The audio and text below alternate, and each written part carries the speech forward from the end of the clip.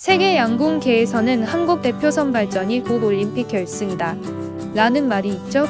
한국이 너무 압도적인 양궁 실력을 가져서 올림픽에 나오기만 하면 한국의 공수들이 금메달을 싹 쓸어가기 때문에 사실상 올림픽 양궁 금, 은, 동메달은 한국의 국가대표에 뽑힌 사람들이다 라는 말입니다.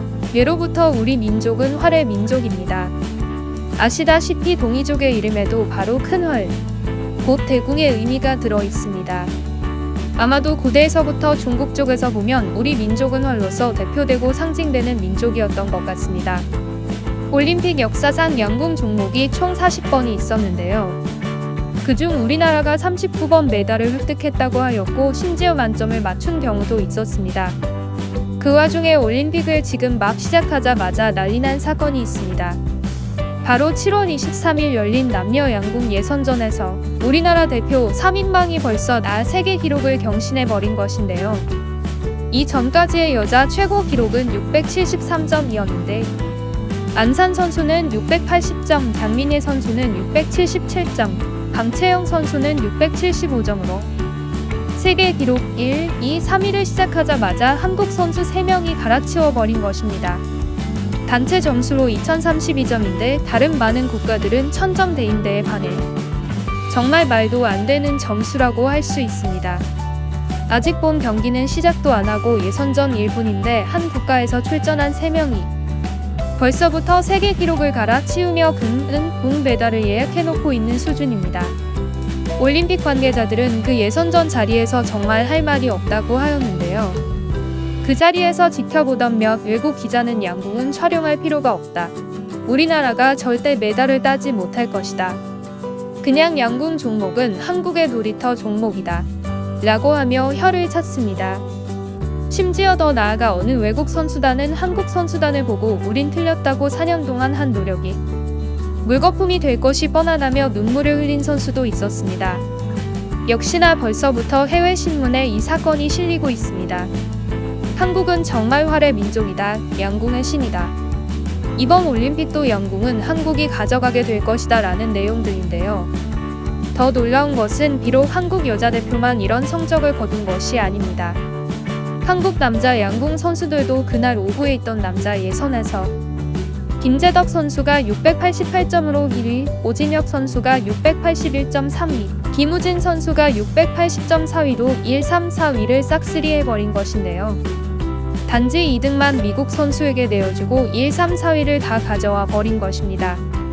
오전에 여자 예선을 촬영했던 기자단과 다른 국가 선수들이 이번에도 역시 한국팀을 보며 할 말을 잃고 전의를 상실했다고 합니다.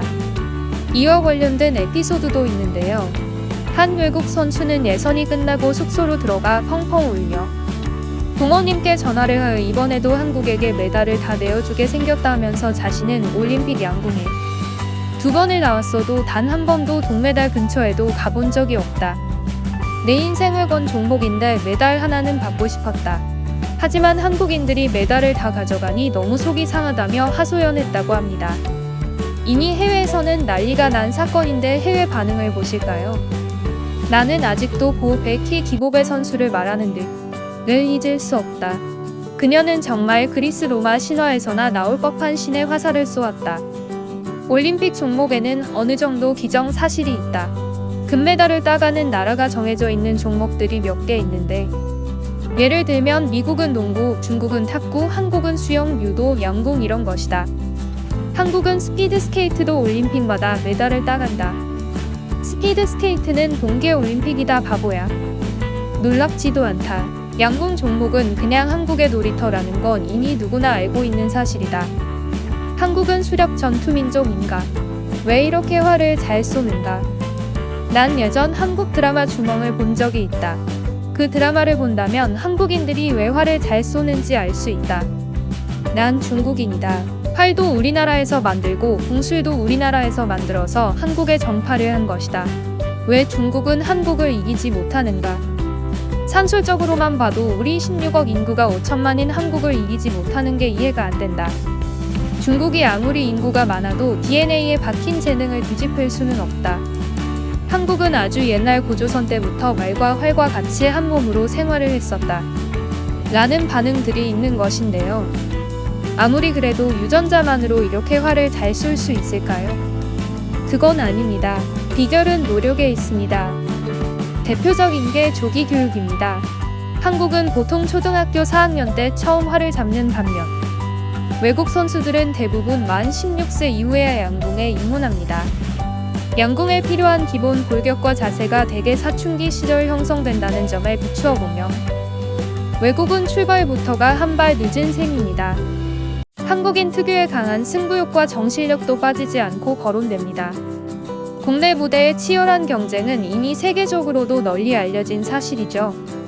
더욱이 한국의 양궁 선수들이 받는 훈련은 정말 고되다는데요. 무거운 벽돌을 들고 활을 잡는 자세로 1시간씩 서 있는 자세를 하고 가만히 눈을 뜨고 앞에서 무언가를 터뜨려도 눈을 깜빡하면 안 된다고 하네요. 그 결과 아무리 무거운 활을 들고 있어도 팔과 손이 전혀 미동도 하지 않고 자세를 유지하고 있으며 앞에서 천둥이 쳐도 눈 깜짝 안 할 멘탈이 만들어진다고 합니다.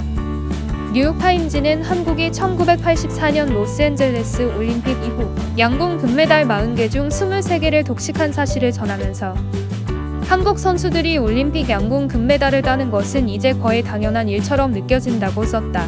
라고 전했습니다. 또한 한국 대표팀의 훈련을 자세하게 묘사하였는데요. 대표팀 훈련에서는 바람을 불러일으키는 기계와 카메라, 셔터 등 소음이 나는 스피커 등이 동원돼 선수들이 실전에서 마주할 환경을 시뮬레이션한다고 전했습니다. 이어 2016 이후 대회를 앞두고는 프로야구 경기가 열리는 야구장에서 훈련했고 이번 대회를 앞두고는 도쿄의 양궁장과 똑같은 경기장을 보며 훈련을 했다고 하였습니다. AFP 통신은 한국 양궁의 역사까지 조명했습니다.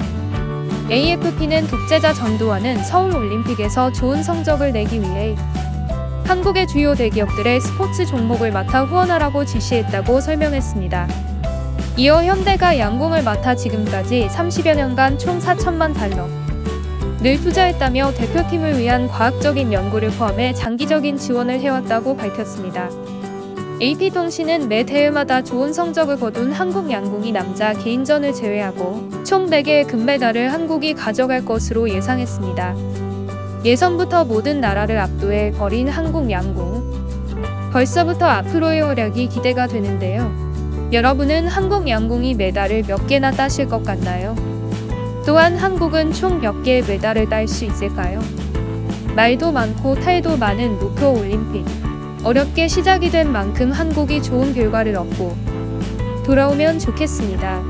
한국팀 파이팅!